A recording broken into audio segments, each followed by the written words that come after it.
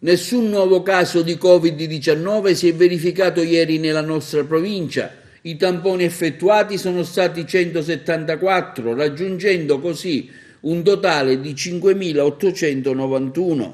Sempre 6 ricoverati nelle strutture ospedaliere di Caltanissetta, Palermo e Partinico. I soggetti posti in quarantena passano da 16 di ieri a 19, i guariti stabili a 91, uguale i decessi fermi a 13.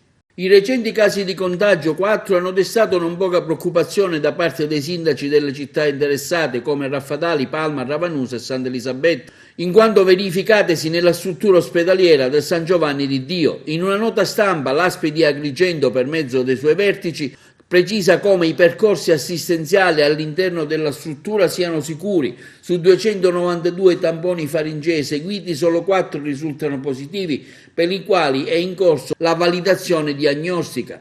Si tratta di soggetti che, pur lavorando in ospedale, non svolgono attività nei reparti contingenza e quindi non hanno contatto con i pazienti ricoverati, e che i percorsi Covid-19 e no Covid sono ben evidenziati e separati per favorire la sicurezza di tutti.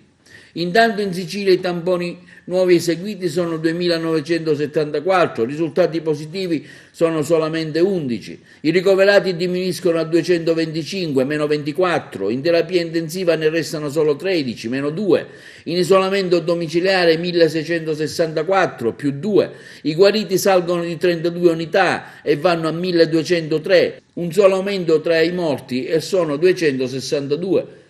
Il dettaglio nelle 9 province siciliane è così composto: 63 Agrigento, meno 4 rispetto alla volta precedente, 679 Catania, meno 19, Messina meno 1 e va a 353, Enna 225, meno 21, Palermo 378, meno 8, Caltanissetta 78, meno 20, Trapani meno 45 e va a solo 22 casi contagiati.